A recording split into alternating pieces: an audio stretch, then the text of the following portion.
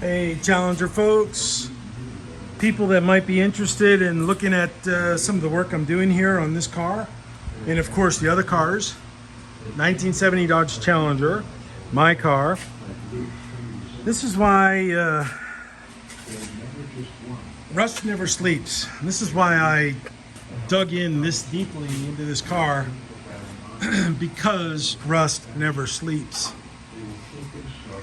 Now I cut this part out first because it was clearly rotted, and it's debatable whether or not I'm even going to reuse this, simply because it takes too much time to fix. This piece I probably will. That one right there, because it ties into all this up here, and this part is still okay, but it goes right here.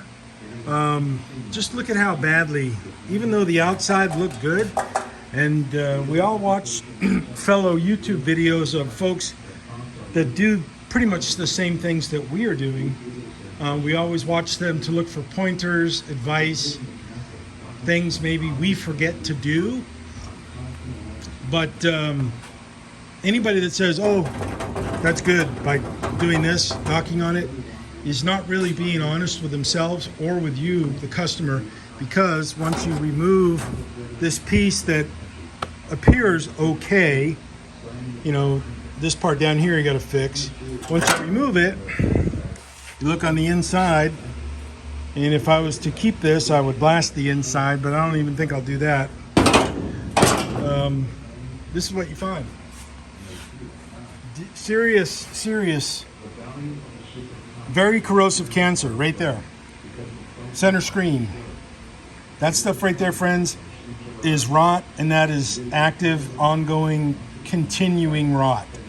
And that's not going away.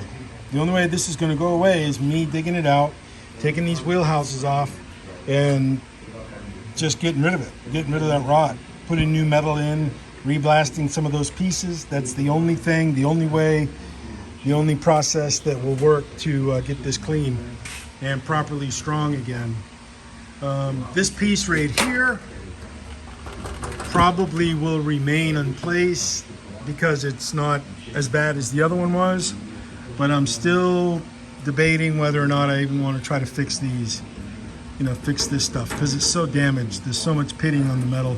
So most likely it's probably going to come off and get tossed, but we'll see. We'll see how it goes. This is deep level stuff, my friends. This is deep level work.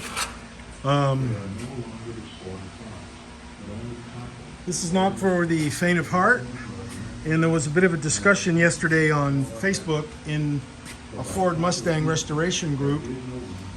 I took umbrage with some craftsmen building their Mustang on jack stands. And they had the entire front of the car, these fenders, these frame rails.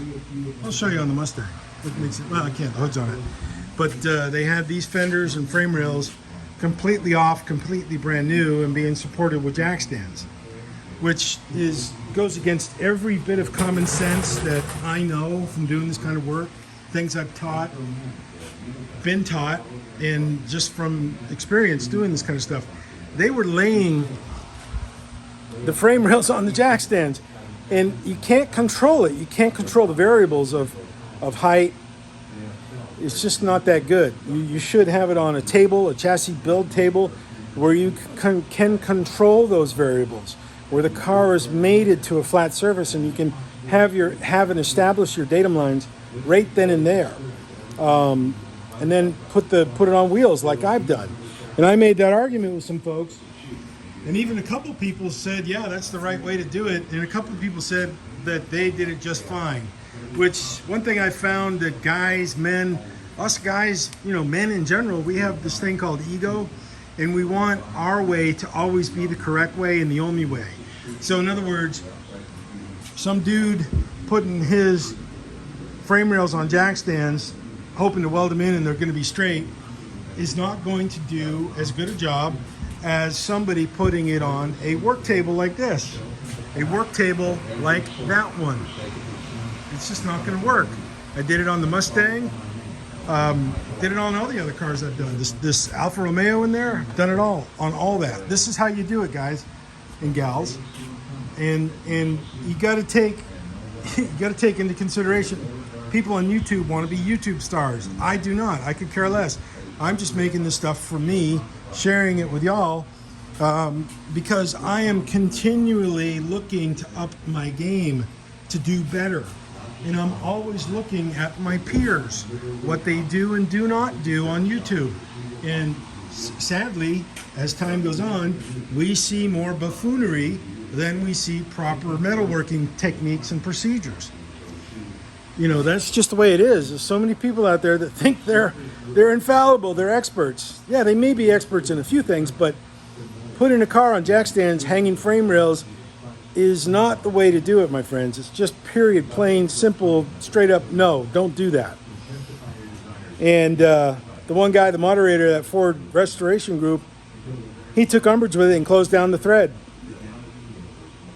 And I told him later, I said, dude, you know, that's ridiculous for whatever reason you're doing. And he said, oh, well, you know, the other guys can have their own way that they want to do it. You know, your way is not the right way. And I said, it never was. It's just a more correct way than putting it on jack stands. Okay, so nix that. I'm finding, sadly, that there's more and more, or actually there's less and less good quality stuff I can latch onto and say, yeah, that's a better way. Let me take that into my own processes and make my own processes better.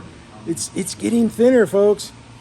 And I wish it wasn't. I wish it was not. That's mainly another reason why I'm making these videos, to just show, look, you know, if you front load your workspace, if you take some time and build your infrastructure first, build your tools, establish your tools, then you can do your cars a lot more easily. And don't cut any corners. You don't want to cut any corners. This car had 0 corners cut. And it's perfect. So far, it's perfect. So far. That's the magic word. So anyways, girls and guys, I got to go finish this up.